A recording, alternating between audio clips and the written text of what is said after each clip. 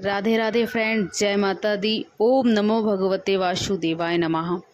पुरुषोत्तम मास में आने वाली पद्मिनी एकादशी बहुत ही दुर्लभ मानी जाती है, क्योंकि यह 3 साल में एक बार ही आती है और इस दिन व्रत रखने से श्रद्धालुओं के जन्म जन्मांतर के पापों का नाश हो जाता है और अंत में मोक्ष की प्राप्ति होती है।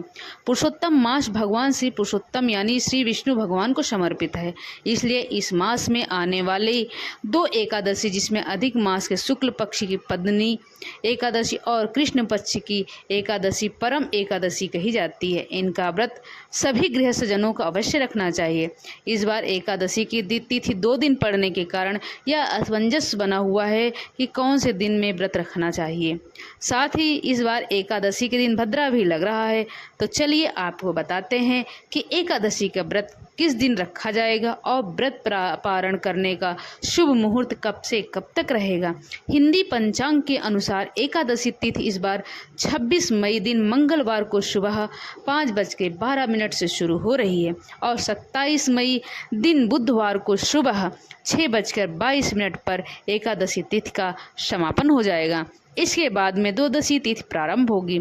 ऐसे में इस बार 26 मई दिन मंगलवार को दशमी तिथि युक्त एकादशी है, यानी दशमी और एकादशी का संयोग है, तो इस दिन एकादशी का व्रत रखा जाएगा।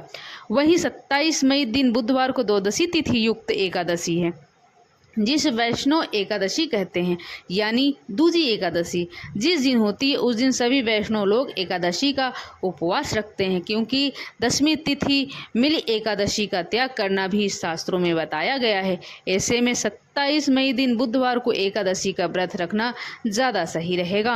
हालांकि बहुत से लोग सुनकर एक दिन पहले जब एकादशी लग जाती है उसी दिन व्रत रख लेते हैं। हमने आपको यही बताया है कि द्वादशी तिथि मिली एकादशी का ही व्रत हमेशा रखना चाहिए, लेकिन जो लोग अपनी श्रद्धा के अनुसार दशमी तिथि मिली एकादशी का व्रत रखना चाहते हैं वह इस बार मंगलवार को व्रत रख सकते हैं, लेकिन अगले दिन का व्रत का पारण आपको सही समय पर ही करने से व्रत के फल की प्राप्ति होगी। और जब भी एकादशी का व्रत 24 घंटे से अधिक का हो जाता है तब उस दिन एकादशी शुद्ध नहीं माना जाता है।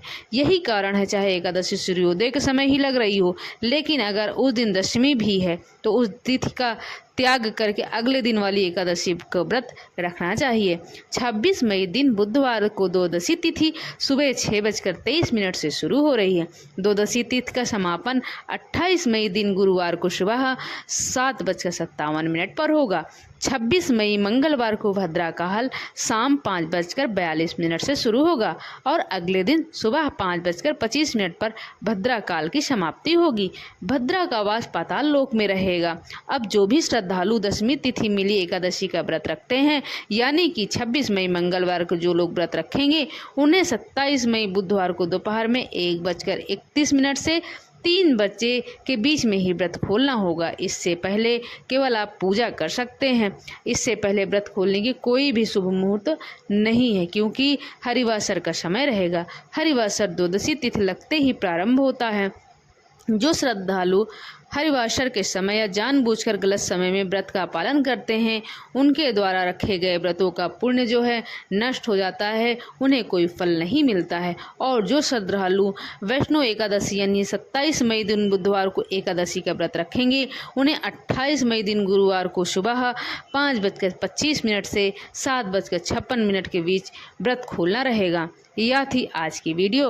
अगर आपको मेरी जानकारी अच्छी लगी हो दोस्तों, तो ज़्यादा से ज़्यादा शेयर ज़रूर करिएगा। अब मिलते हैं अगली वीडियो।